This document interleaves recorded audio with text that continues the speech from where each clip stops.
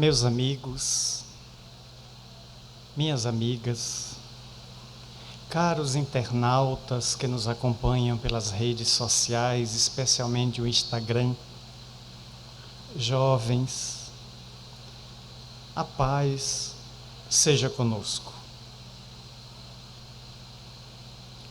No último dia 21 de outubro, levantamos às 5 horas da manhã na cidade de Biel, na Suíça, e em companhia dos caros confrades André e Glória, o casal que nos hospedava no próprio lar ao lado das duas filhas, Letícia e Sofia, tomamos do veículo e demandamos as extraordinárias estradas da Suíça em direção a Yverdon.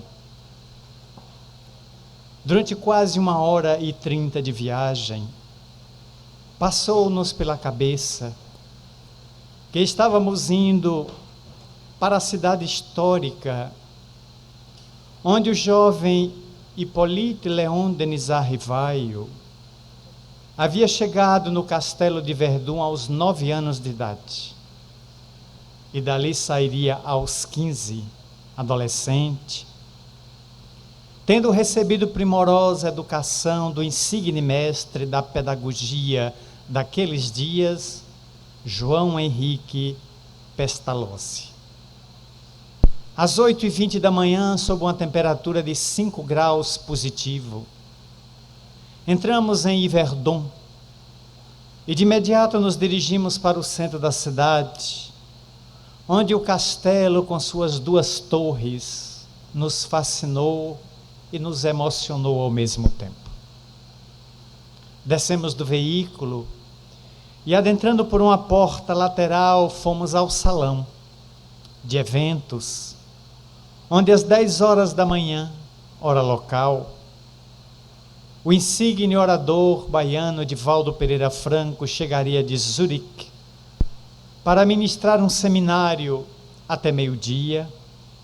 Almoçamos com ele na sala reservada, mais privativa, para ele e seus acompanhantes, e à tarde mais 2 conferências até as 5 da tarde, quando ele então, numa cadeira de rodas, foi colocado no carro e voltou a Zurique para tomar o voo para Lisboa, Lisboa-São Paulo, São Paulo-Curitiba, para continuar sua trajetória iluminativa. Às 7 horas da noite, ainda em Yverdon, em companhia da presidente da Federação Espírita dos Estados Unidos, Jussara Colgnogo, em companhia do coronel César Reis, vindo do Rio de Janeiro, um dos dirigentes do Lar Fabiano de Cristo, fizemos uma roda de amigos com aproximadamente 20 pessoas, me cabendo a tarefa de fazer a oração que encerrava aquele dia inesquecível, inolvidável.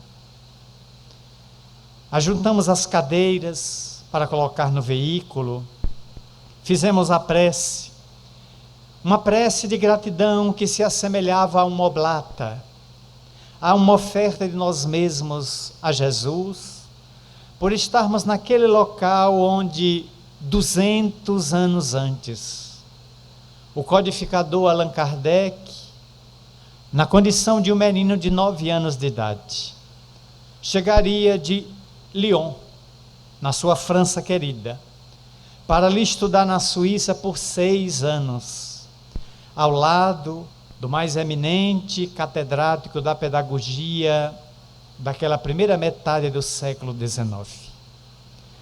Pestalozzi nasceu em Zurique por volta de 1747 e desencarnaria em 1827 em Brugge, ali na mesma região. E durante uma larga existência, quase octogenário, ele se dedicaria a desenvolver métodos revolucionários de educação, firmando a crença de que era fundamental educar a criança de dentro para fora e não de fora para dentro. Para isso, o eminente mestre e educador estabeleceria 3 linhas, ou 3 diretrizes, ou 3 eixos temáticos na sua notável pedagogia revolucionária para aqueles dias. Porque até então a Europa estava baseada na pedagogia de Comênios, Jean Amos Comênios, e de outros notáveis pensadores tchecos e franceses, como o próprio Voltaire, Rousseau, Diderot, D'Alembert, que escreveriam obras que inaugurariam o iluminismo, propondo toda uma revolução de ideias em solo francês, desde a culminância da queda da Bastilha, em julho de 1789, no dia 14, passando pela independência dos Estados Unidos em 1776, no 4 de julho, e avançando para outras nações, levando o slogan ou a tríade de liberté, égalité, fraternité. Só que um pouco antes da liberdade, igualdade e fraternidade, Pestalozzi já tinha estabelecido que era necessário tolerância, trabalho e fraternidade. Dísticos esses que mais tarde o professor Rivail, transformado no codificador Allan Kardec, adotaria também, propondo que o movimento espírita então nascente em Paris e em solo francês, adotasse o trabalho, a tolerância e a solidariedade como esteio, como bases fomentadores de um movimento que iria revolucionar a Terra, libertando a teologia do fanatismo e a religião da cegueira ou da fé cega, a que ela esteve sepultada e condenada até os nossos dias, infelizmente. Lecionando para jovens, crianças oriundas da Alemanha, da Suécia, da Suíça e de diversos países que compunham a Europa, Pestalozzi estabeleceu que era fundamental uma diretriz apoiada em 3 fundamentos: as mãos, o coração e o cérebro. Pelas mãos, Pestalozzi afirmava que era fundamental fazer a juntada do aspecto físico ao aspecto lúdico, ao aspecto intelectual. Ao mesmo tempo que a escola deve se preocupar com a instrução, deve também fomentar a educação física, o desporto, os esportes, a ginástica. E para isso, naquele castelo que hoje é um museu e um centro de eventos, sob a administração do cantão suíço de Yverdon, em que passamos ali o dia inteiro, das 8h20 às 19h30 hora, eis que ele mandou arrancar todas as portas do castelo, Pestalozzi, e deixou o castelo sem qualquer porta, permitindo permanentemente entrada e saída. Mas ele educava os seus alunos para que só penetrassem num ambiente se tivessem uma atividade dentro dele, ou tivessem sido previamente convocados para uma reunião ali. O que demonstra que o mestre tinha profunda preocupação com a educação, porque a instrução é o acúmulo de conhecimentos, é a bagagem que o indivíduo logra acumular durante uma existência. E segundo o pensamento notável de Dr. Augusto Cury, psicólogo e psiquiatra fluminense, que já vendeu mais de 15 milhões de livros, escreveu 5 volumes sobre Jesus, e estamos examinando 2 livros seus, a geração da ansiedade. A ansiedade, segundo ele, é a grande doença da atualidade, muito mais danosa do que a própria depressão.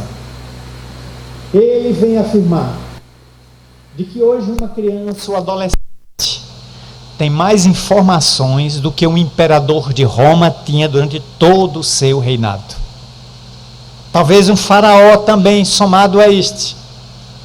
Porque devido às redes sociais e à rede mundial de computadores, a internet, logramos obter informações valiosas. Recordo-me que há cerca de 9 meses atrás, quando numa noite Salvador foi invadida por uma temperatura girando entre 17 e 18 graus, inabitual para os baianos, porque é uma terra sempre quente, abrandada pelas brisas cariciosas do mar que sopram de Itapuã, tão bem cantado por Toquinho e o poetinha Vinícius de Moraes. Eis que naquela noite um pouco fria eu tive uma ideia, um insight. Hoje eu vou fazer em casa um chocolate quente. Fui aos mercadinhos de bairro e comprei todos os ingredientes, mas quando voltei dei-me conta da minha burrice. Tenho os ingredientes, mas não sei fazer. Não basta ter os ingredientes se não sei juntá-los na medida certa. Para onde eu fui? Para o Dr. Google. Fui buscar o Dr. Google e encontrei centenas de receitas de como fazer um chocolate sem creme, com canela, sem canela, com panturrilha, sem panturrilha, com pé, sem pé. Todos os tipos de receitas. E ali eu fui olhando, fui assistindo durante alguns minutos, anotei, fiz.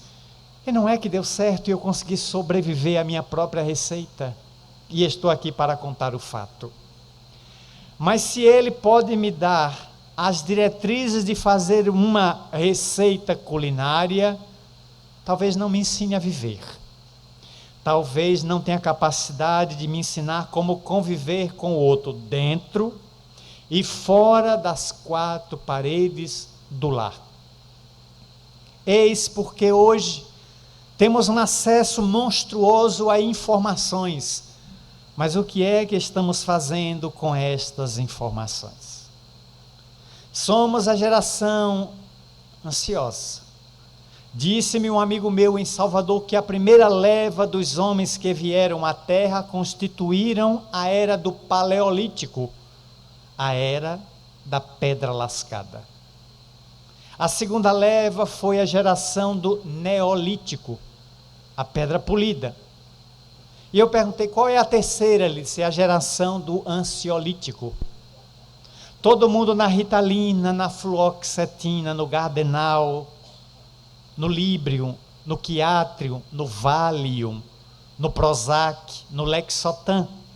É a geração que dorme com a química tarja negra ao lado da cama, porque não consegue, pela ansiedade, repousar. O excesso de informações não nos permite digestão mental.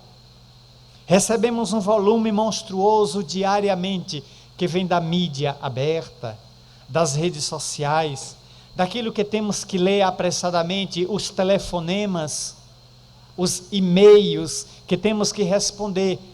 Carta nem comento mais, porque ninguém está mais escrevendo carta.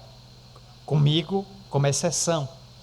Que coloco todos os anos 350 cartas de correio de Natal nos correios, todas seladas e uma a uma escrita à mão, para aproximadamente 300 amigos que tenho anotado num caderno. E alguns que encontro me respondem, você é o único que me manda um cartão de Natal. Chego até estranho de que na caixa do correio, ou que o síndico do prédio, do condomínio, me vem entregar uma carta, quando eu vejo, está lá a sua etiqueta. Como é que você arranja a tampa? Eu digo, de madrugada. Porque uma pessoa que viveu 70 anos de idade, passou 21 dormindo. Para que é que eu quero, então, tantos anos, 2 décadas e 1 ano, em cima de uma cama?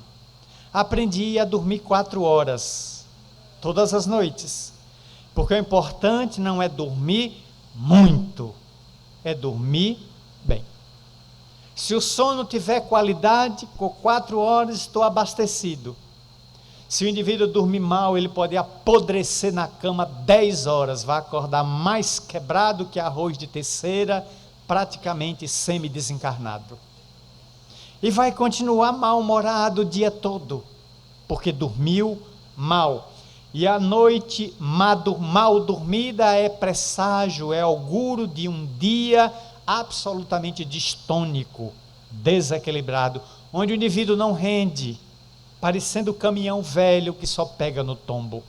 Está sempre sob o empurrão de terceiros, das cafeínas, dos Red Bull que dá asas, dos arrebites, do Guaraná em pó, mas o organismo não aguenta, chega um momento que tomba.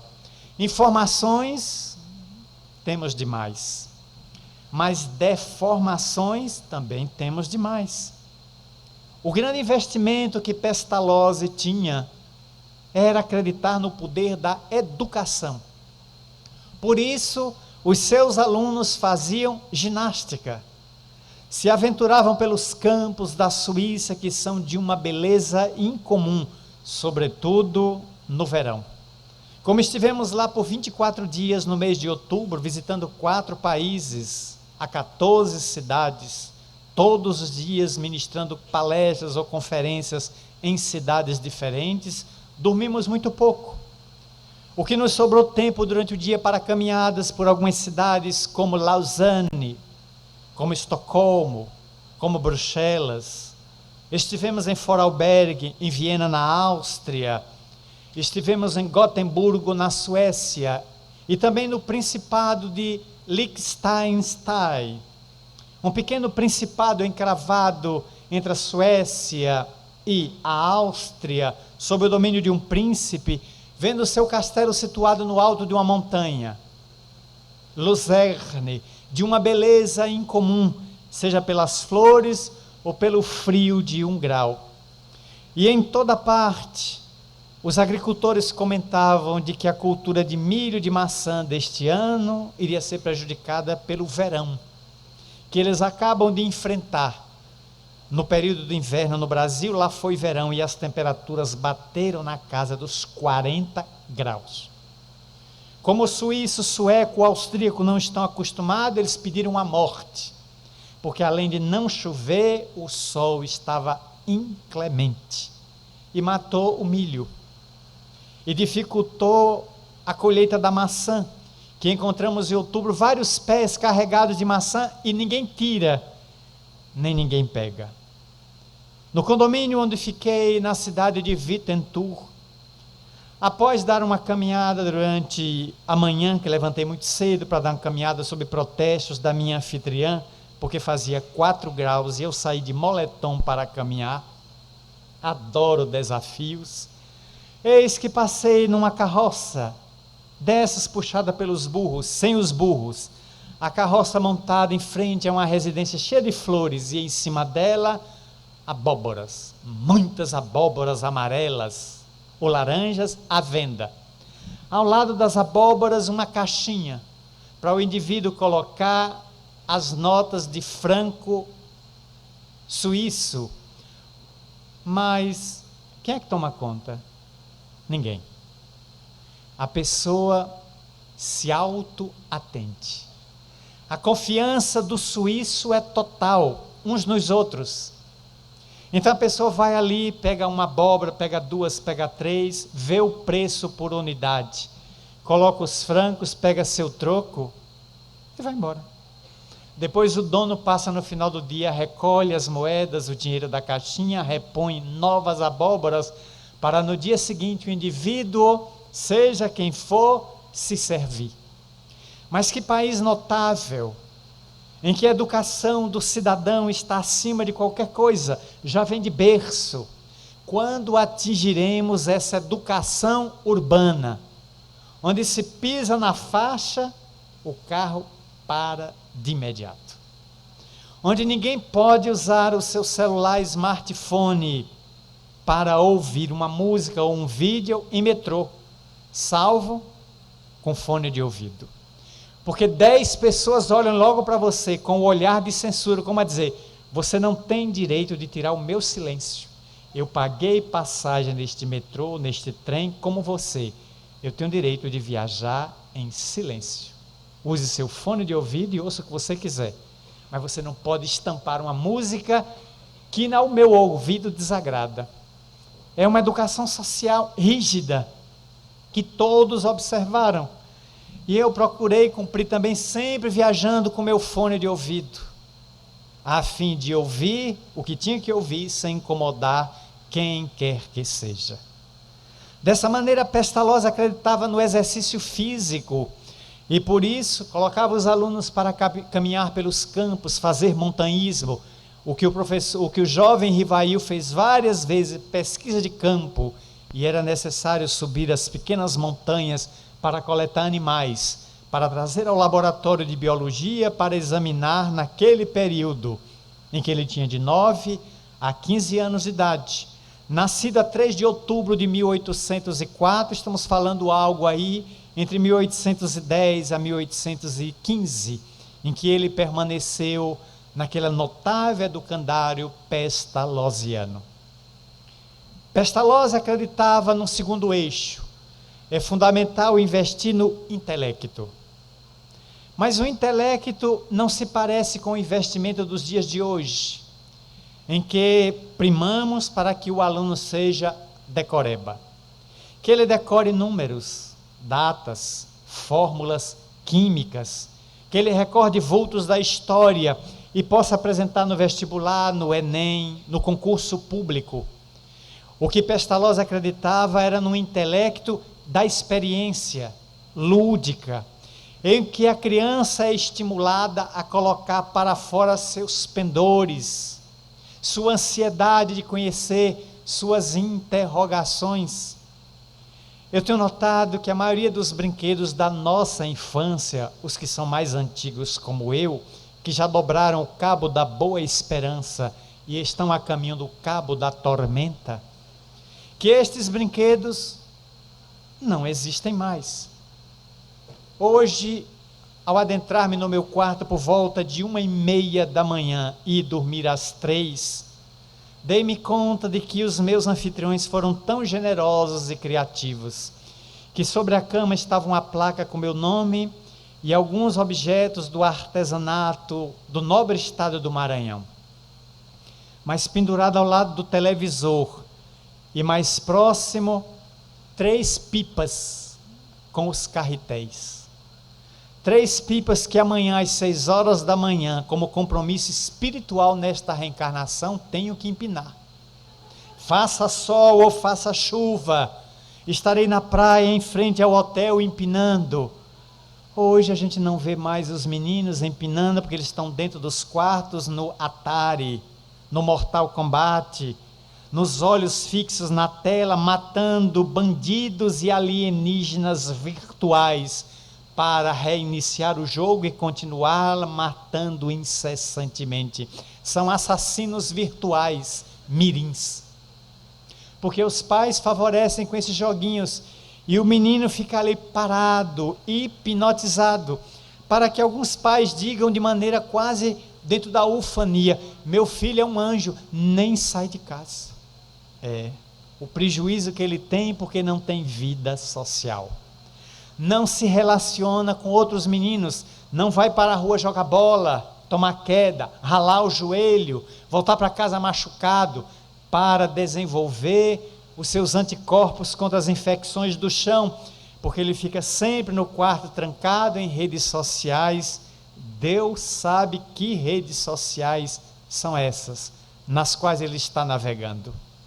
A problemática da pedofilia, de oferecer a hackers ou crackers temas de família, e nunca esse menino se apresenta com os pais para um cultivo de 30 minutos de conversa.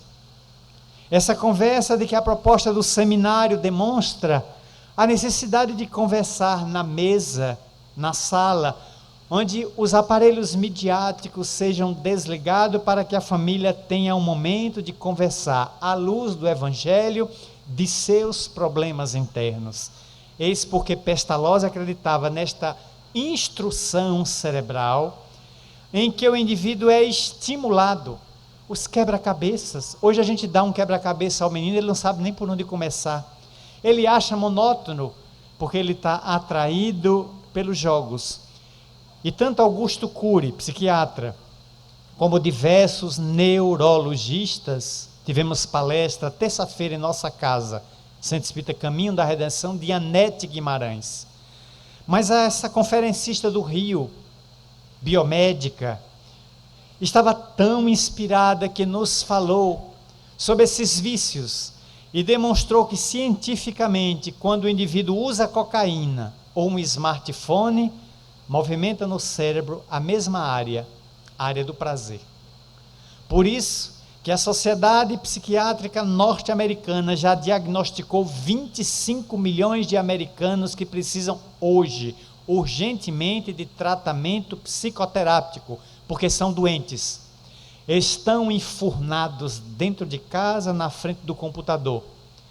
Não tem vida social, não saem, não vão à pizzaria, à praia, ao circo, ao shopping, ao teatro, a Broadway.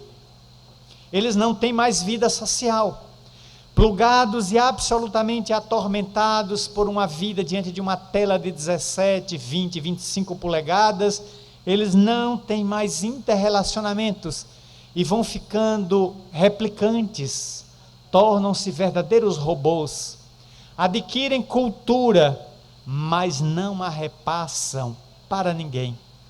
Se casam virtualmente e quando o casamento termina, eles usam Ctrl+Delete, é o divórcio virtual. Eles expurgam o parceiro ou a parceira virtual com o qual se relacionam.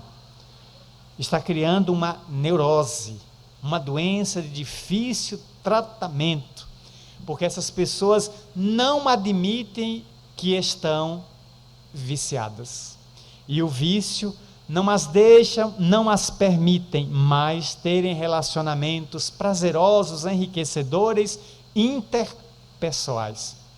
Pestalozzi acreditava numa instrução e numa educação cerebral que estimulasse o indivíduo a trocar parcerias, a comunicar-se com o outro, a dialogar. Os amigos nem imaginam, talvez não todos, que a nossa maior dificuldade no exterior é o problema do idioma. Como entender o idioma? Viajando por tantos países de língua sueca, de língua francesa, como Bruxelas, onde a palestra foi traduzida para o sueco, para o francês. Estivemos em várias cidades onde houve tradução para o alemão, e são palestras demoradas de 3 horas, onde temos que dizer uma frase curta e ouvir a frase em alemão. E muitas vezes o tradutor se enganchava dizendo, olha, no alemão não há uma expressão correspondente a essa do Espiritismo. E eu tinha que buscar uma segunda alternativa para dizer, sem perder o fio da meada, sem perder a linha lógica da palestra que está fazendo. É um desafio cerebral imenso. Mas ao viajar na cidade de Estocolmo eu tive uma ideia, já que eu ia ter que fazer o check-in sozinho, às 5 horas da manhã, sem ninguém por perto, meus anfitriões, tudo escuro ainda. Eu tive a ideia na noite anterior de pedir a uma amiga que escrevesse em alemão no guardanapo da pizzaria onde jantei. Escrevi em alemão algumas frases. E quando às 5 horas da manhã, com taquicardia, o coração aos pulos, eu estava daquele homem diante da Swiss Air para embarcar para Bruxelas, onde ia ser aguardado pelo casal François e a esposa, muito dignos e generosos. Eis que chegou a minha vez, eu dei aquele guardanapo modesto, onde estava escrito em alemão, bom dia, eu sou brasileiro, nascido em Salvador, na Bahia, não falo alemão, mas venho lhe pedir generosamente que o senhor me faça o check-in daqui de Estocolmo para Bruxelas. Um bom dia, vielen Dank, em alemão, muito obrigado. O rapaz leu, olhou para mim e sorriu. Bahia? Eu disse, Bahia. Carnaval. Eu digo, yes, yes. carnaval. Ele disse, yes. Fez o check-in, olhou para mim e disse, boa viagem. Eu digo, thank you very much. Vielen Dank, em alemão. E saí da frente dele antes que ele mudasse de opinião. Eu digo, estou salvo por um guardanapo, graças a Deus. Ainda bem que os guias me inspiraram ontem a ter essa alternativa. Viajei. E dentro sempre dos aviões que passa aquela aeromoça, pergunta em alemão o que é que eu quero. E eu disse, chá. Mas ela não sabe que a palavra chá é em português. Ela me olhou assim, Tim. Eu disse, e eu pensei comigo, o Tim deve ser em alemão chá. Eu vou seguir o que ela está dizendo. Sei lá o que fala. Eu digo, Tim sim, Tim sim. Ela preparou aquela caneca de chá preto quente, me ofereceu chá preto, sem açúcar, como eu gosto, sempre amargo. Nunca tomei tanto chá em toda a minha vida. Eram 3 canecas por dia. Voltei com a alma, o perispírito e o corpo inteiramente lavado, enxaguado em tanto chá, Tim, como eles chamam. Mas sobrevivi. Quando a gente desembarca no local onde fala o nosso idioma, parece que a gente volta ao jardim do Éden. Parece um Adão que foi expulso do paraíso e recebeu o direito de repatriação. A educação, a instrução de quem não domina um outro idioma é sempre a dificuldade. Mas baiano é para quê? Baiano é para se virar. Baiano não nasce, baiano estreia. E baiano não morre, baiano sai de cena. Quando o baiano não sabe, inventa. E o que é melhor, dá certo. Então ali eu me virava com gestos. Quantos brasileiros morando lá fora? A figura de Pestalozzi acreditava que é importante ter muita cultura, falar vários idiomas, como o nosso tradutor em Gotemburgo, o jovem Tim, 30 anos de idade, nasceu na Itália, vive com os pais em Gotemburgo, pretende casar-se com uma nobre moça de Curitiba, e aos 30 anos de idade fala fluentemente 13 idiomas. Toda vez que viajo, pego o Mano Tim, que é praticamente um irmão para mim, e nós viajamos por vários países da Europa, como fomos a Oslo, a Copenhague, como fomos a Den Haag na Holanda, estivemos em Milão, e ele sempre faz a tradução primorosa, jovem, idealista, espírita de berço, e eu ali, coitado, absolutamente tapado para qualquer idioma. Quando eles me perguntam, mas o que é que você fala? Eu digo, falo 2 idiomas, baianês e português. E o meu baianês tem sotaque do pau da lima, o que é bem pior. Então, naturalmente, vamos avançando. Pestalozzi acreditava, mas não uma cultura imposta, em que o indivíduo tem que aprender isto ou aquilo, mas deixar que ele seja livre. Tanto que no Castelo de Verdun, no Instituto Pestalozziano, não existia prova, não existia prêmio, não existia castigo. O aluno passava por meritocracia. Quem seria hoje capaz de uma escola dizer, não há mais prova? Ninguém vai ser testado por um papel escrito, onde eu vou saber se a memória de vocês é boa. Porque há pessoas de boa memória, sem sombra de dúvida. Há outras pessoas que não se lembram nem do dia em que nasceram. Nem ela própria sabe o RG, o CPF. E tem gente que é capaz de gravar diversos números, várias senhas. Memória não é um teste confiável para saber se o indivíduo tem cultura. Dê a ele a capacidade de interpretação. Eu fiz isso quando era professor num grande colégio, já que lecionei por 32 anos. Teve um dia que eu elaborei a prova, porque o colégio exigia a prova em papel. Fiz. Coloquei os alunos numa roda. Todo mundo às cadeiras, uma de frente para outras, e eu fiquei no meio. E entreguei a prova. Agora respondam. Mas consultem-se entre si. Façam o estímulo de tentar responder sem pescar.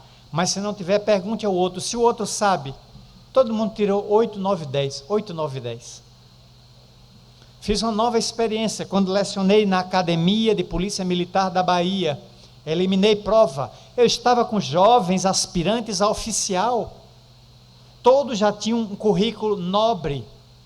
Então oferecia a possibilidade de eles fazerem provas sem material escrito, testando o conhecimento.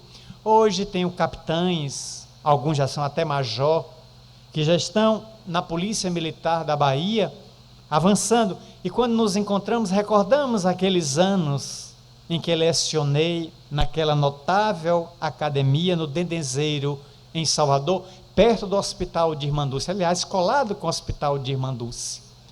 Mas Pestalozzi acreditava no coração. Acreditava que é fundamental desenvolver o sentimento. E por isso, ele não atacava nenhuma religião dentro do Instituto. Adentramos o nosso assunto propriamente dito. Porque Pestalozzi era metodista, portanto era protestante, era um homem austero, mas não um homem fanático. Era um homem religioso, mas não era um homem intolerante. Ele permitia que os seus alunos tivessem religiões diferentes. Rivail vinha de família católica, vários outros ali esposavam o anglicanismo, doutrinas outras, e mesmo assim Pestalozzi os educava na pedagogia de então. É fundamental, pois, desenvolver o sentimento, parceria, companheirismo, uma palavra que está começando a ficar na moda, gentileza. E gentileza me remete àquele homem barbudo, aquele profeta que vivia nas ruas do Rio de Janeiro e morava debaixo das marquises da ponte Rio-Niterói.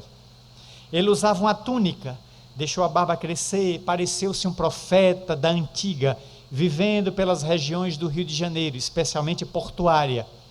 Ele escreveu 57 frases em paredes, que hoje estão preservadas por uma ONG chamada ONG Gentileza. Mas ele subia os ônibus pela porta dianteira, entrava nos ônibus e oferecia a cada pessoa uma rosa. Depois ele descia, e o seu sermão era sempre: gentileza gera gentileza. Então seja gentil, abra um sorriso para alguém.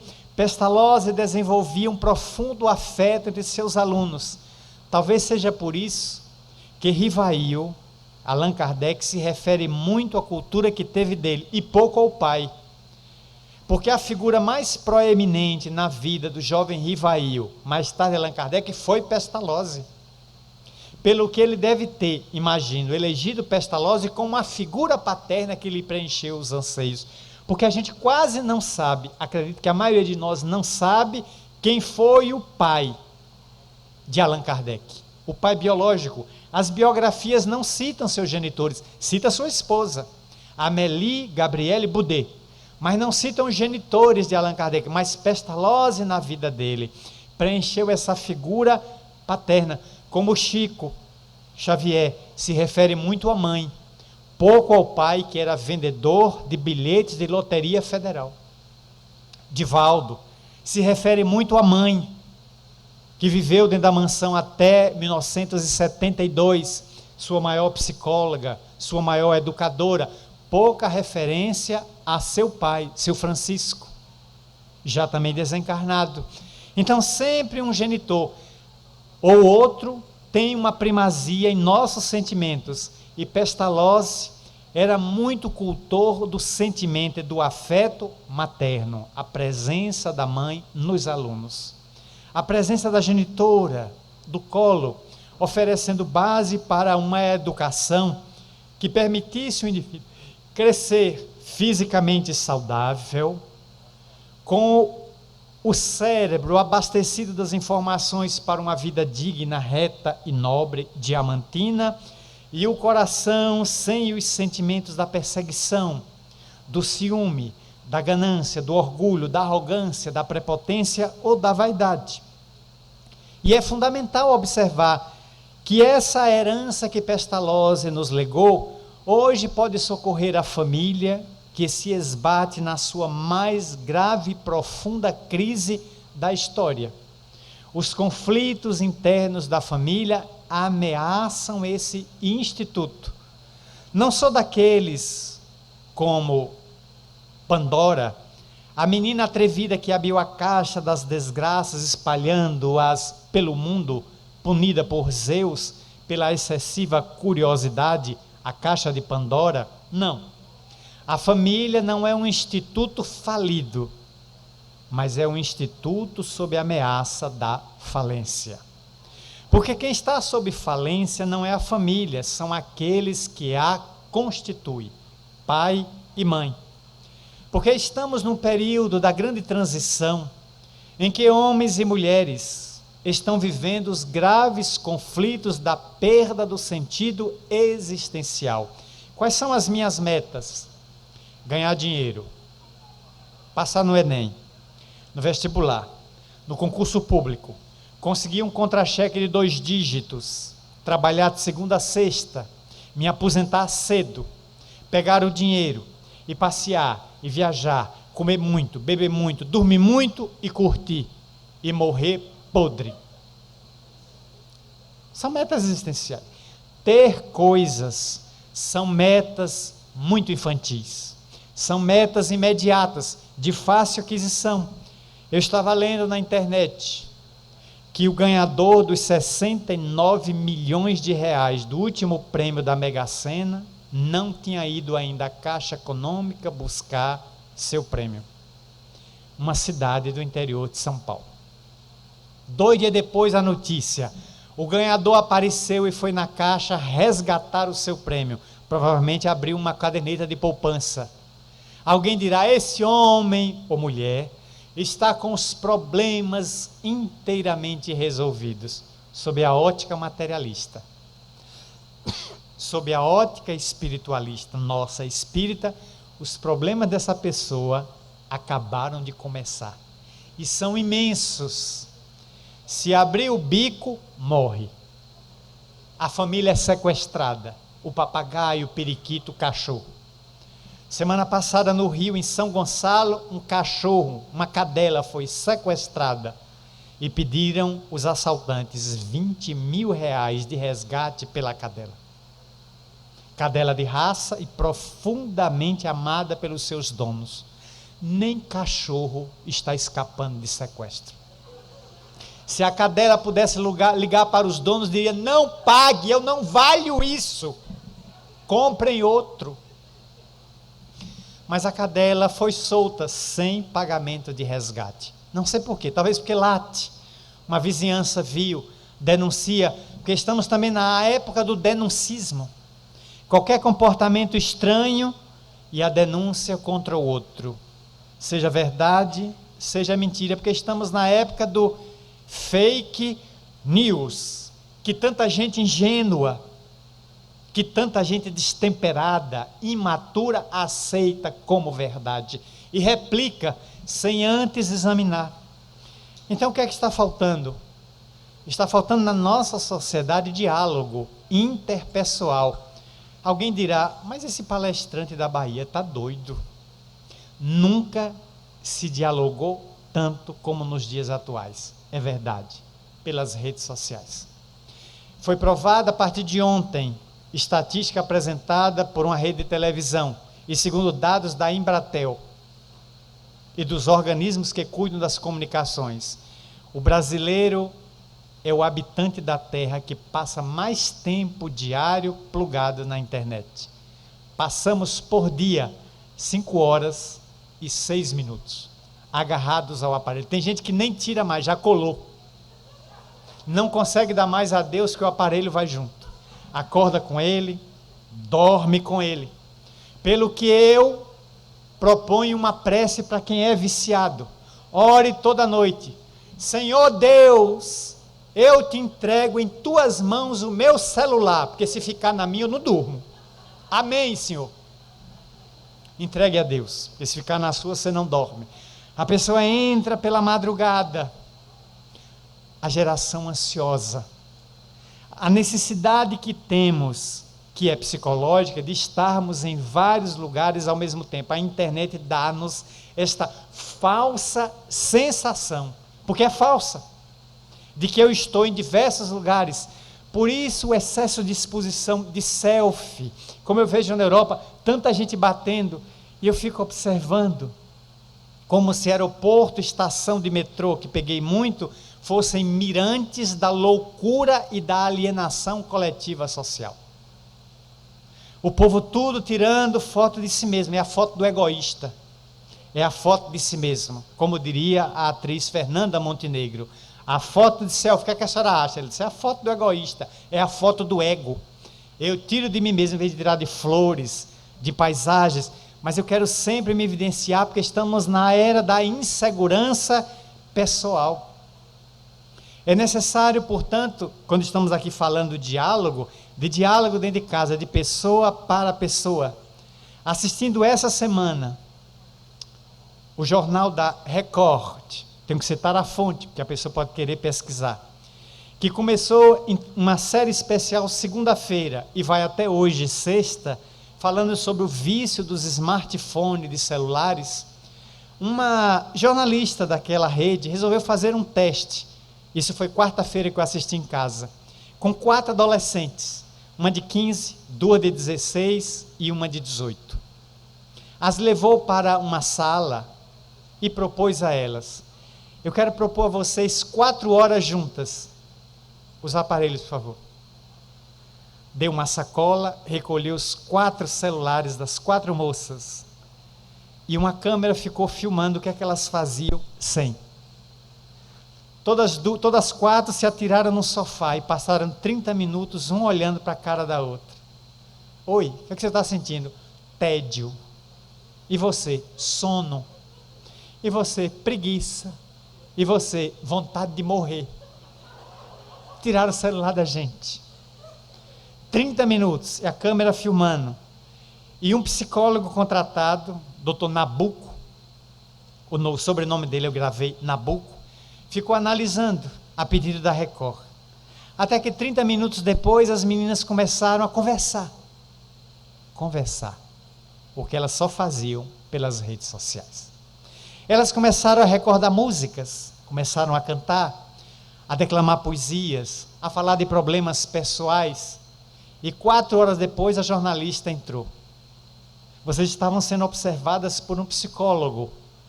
E a reação foi curiosa, porque nos primeiros 30 minutos parece que faltava alguma coisa em vocês. Ela disse, faltava. Mas agora, 4 horas depois, nós descobrimos como adolescentes, 3 são, a outra já é adulta, como estávamos jogando fora uma quadra bonita e florida da nossa adolescência. Conversar com o outro. Interagir com o outro, sem equipamentos, olhar no olho do outro, pegar no outro, dialogar com o outro.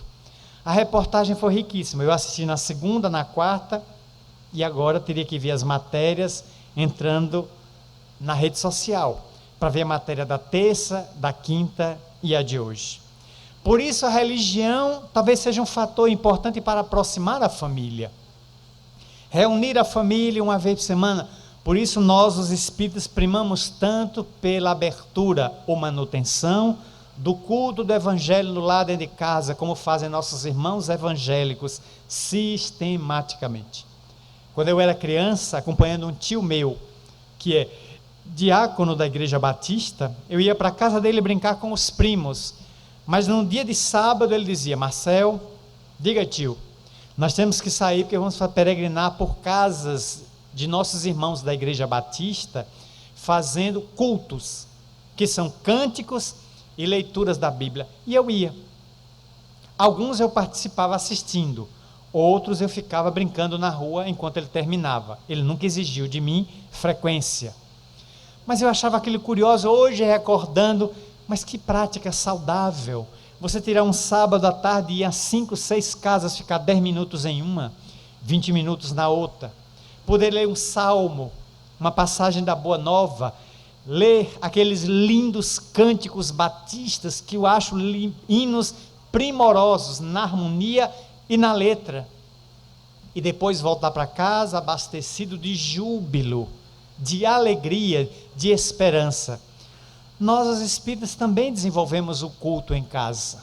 Faça sozinho, só tem você, os familiares não querem, ou não existe família por perto, Faça sozinho. Os amigos espirituais aparecem.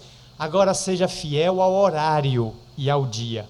Nada de interromper. Não vou fazer hoje 10h30, mas é 10 horas. Os espíritos têm horário. Faça às 10 horas. Mas eu estou sozinho. Nunca se está sozinho. Jesus garantiu que onde estivesse pessoas em seu nome, ele estaria presente. Faça o culto. Em espíritos nobres, espíritos necessitados, que comparecem e se banham naquela aura do culto, e saem dali nutridos de paz para continuarem sua tarefa além do corpo, no mundo espiritual. Como é importante essas relações, mas eu tenho familiares que não concordam com a minha doutrina, deixe-os em paz. Uma doutrina religiosa não é para violentar as pessoas. Se eu sou espírita sozinho dentro da minha família, minha conduta como espírita falará mais alto do que minhas palavras. Porque a conduta arrasta, o exemplo convence, a palavra apenas emociona. Pode ser que o que eu fale não seja o que eu faço. E é fundamental que o que eu faça repercuta também naquilo que vou pregar. Nada de agredir o indivíduo que pensa de maneira diferente. Convidá-lo, se ele não quiser, quer ficar no quarto, no chuveiro, ouvir a música dele, que fique, mas eu farei, ser fiel à mensagem que abraça. Por isso que André Luiz diz no seu livro Desobsessão, ilustrado com 73 fotografias, se você estiver saindo para uma reunião espírita e chegar uma visita inesperada, seja franco. Meus amigos, agradeço a visita, mas não posso fazer sala para vocês. Eu tenho um compromisso agora às 20 horas e tenho que ir. Vocês gostariam de me acompanhar? Querem ficar em minha casa me aguardando quando eu chegar? Ou gostariam de voltar em outra ocasião? Mas quem teria peito de dizer com esta sinceridade a visita? Como é difícil. A gente tende a abandonar o compromisso sem avisar os companheiros e faz sala, o que é nobre. Mas e a fidelidade? Fica onde? O que é o compromisso não só com os encarnados, com os desencarnados e com a minha consciência. Então é fundamental o indivíduo cumprir com seus deveres para gerar uma consciência tranquila, um coração pacificado, fruto do cumprimento de deveres, como dizia Sócrates, quando se perguntou a ele: Sócrates, como é que você define felicidade? A felicidade é o conjunto de 3 fatores. E quais? Cumprimento de deveres, que gera um coração tranquilo e uma consciência pacificada. Quem fizer isso, encontrou a fórmula da felicidade, disse o célebre filho de Atenas. A família nesse mundo em transição precisa cultivar, porque estamos muito invadidos de noções estranhas, de comportamentos esquizoides. As famílias que hoje estão profundamente vulneráveis a todo tipo de influência. A influência que vem da mídia, das redes sociais, dos comportamentos lá fora. A vivência desse aconchego para apertar laços. Eu não esqueço quando estive em Brasília, representando a Federação Espírita do Estado da Bahia, foi lançada a campanha a nível de FEB, Federação Espírita Brasileira, família, aperte mais esse laço. Isso me deu a noção de que a família está com os laços frouxos. Daqui a pouco um vai numa direção, outro vai em outra direção e a família se esgaça, o tecido rasga, e é preciso que a família seja uma unidade. Um graveto é muito fácil de ser quebrado, 2 também. Difícil é ser quebrado um feixe de varas. Como é difícil rasgar um livro como esse, porque ele é a unidade de diversas páginas desse bloco, mas as suas folhas são tão fáceis de arrancar, porque elas estão isoladas do conjunto. Família também é assim. É fundamental estarmos unidos para os grandes embates, para as grandes tragédias, quando surge o luto, a morte, a droga, o comportamento esquisito, o envolvimento com o crime.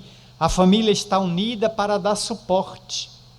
Pelo que evoco 3 episódios que esta semana me marcaram muito e que foram amplamente notícias nos meios de mídias do nosso país, retratando o primeiro caso aqui no Maranhão, na cidade de Feira Nova, no dia 17 de novembro.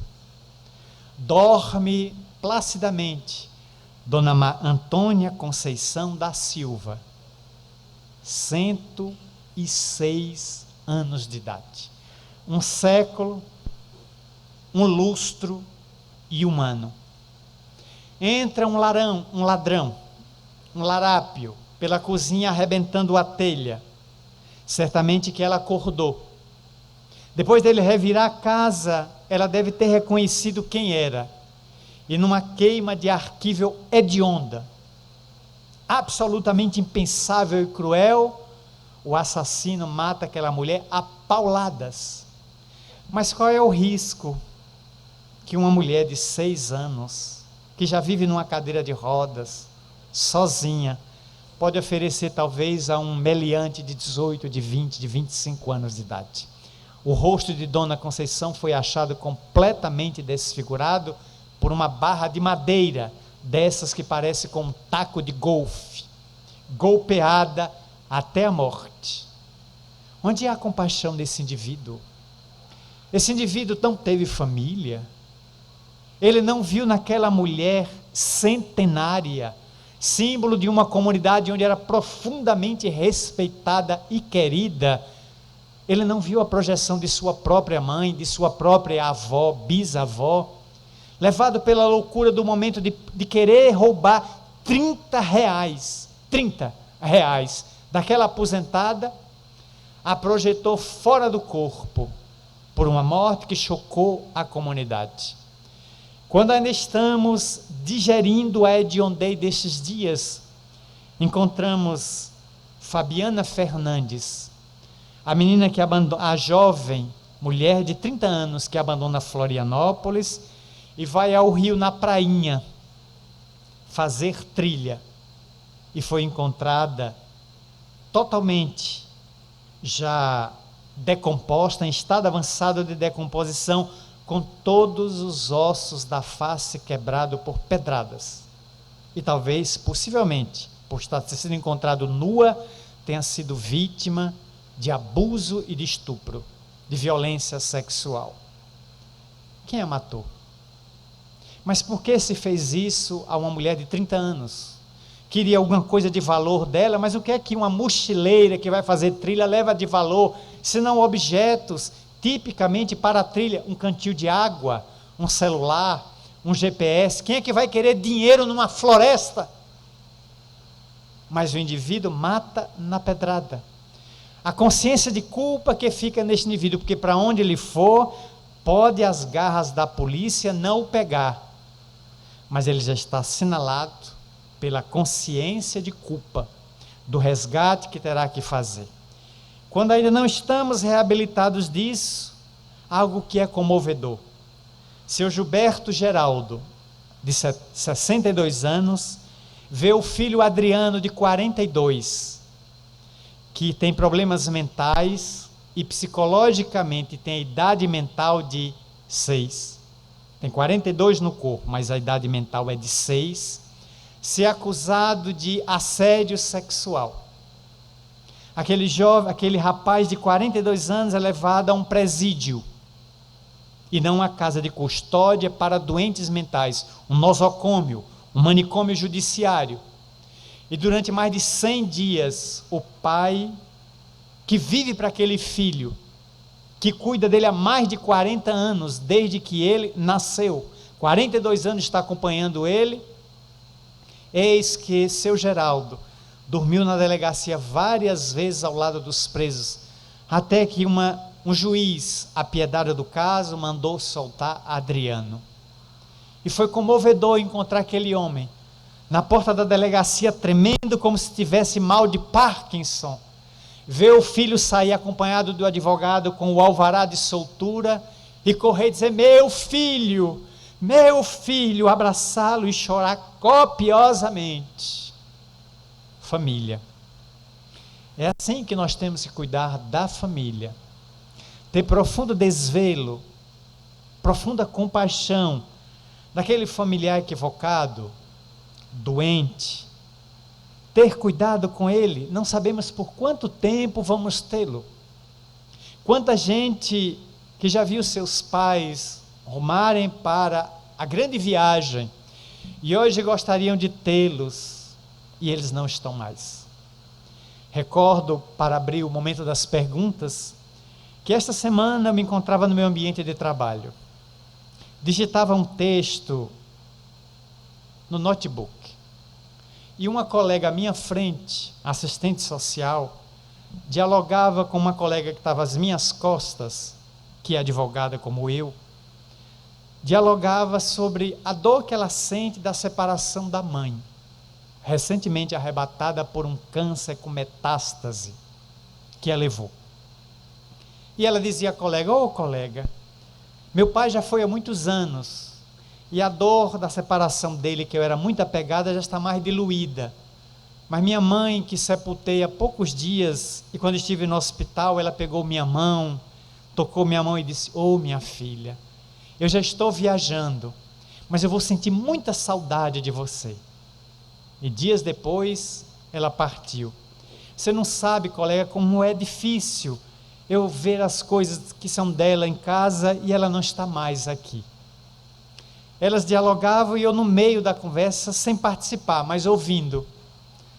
Até que de repente, a colega que falava da sua dor, olhou para mim e disse: Marcel. Eu disse: oi, tem mais alguém na sala além de nós três? Eu disse: tem. Quem é? Seu pai. Seu pai acaba de atravessar a porta, segurando uma rosa. Eu notei a haste totalmente verde, sem nenhum espinho, como se cuidadosamente ele removesse os acúleos negros.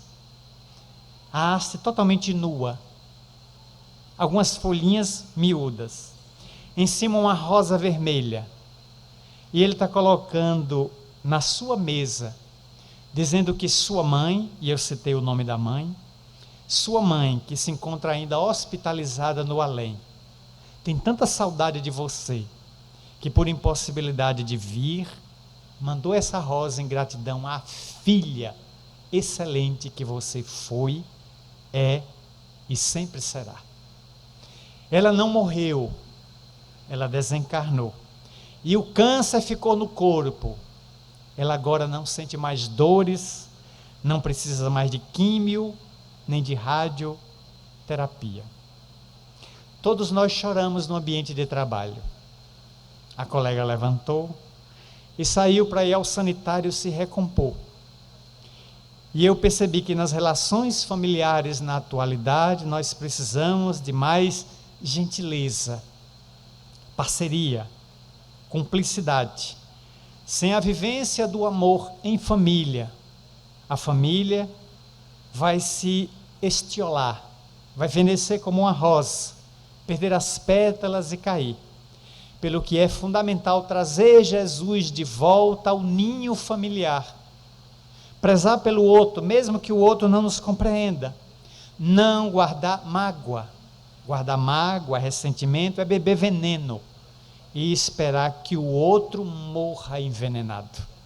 Não, o outro está doente, o outro está enfermo, o outro agride porque já se agrediu e agora está agredindo os outros.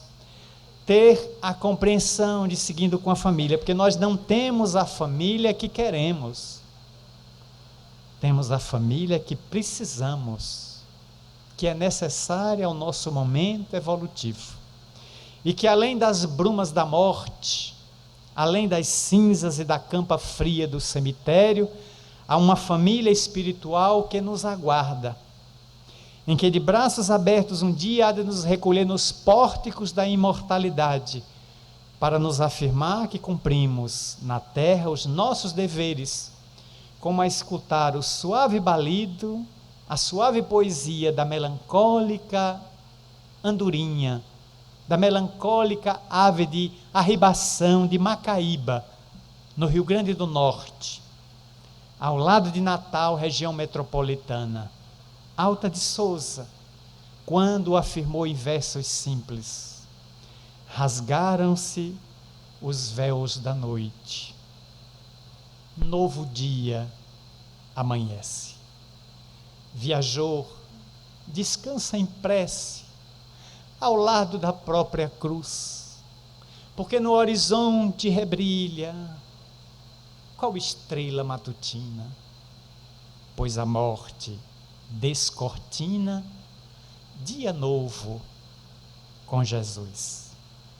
Vamos às nossas dúvidas. Muito obrigado.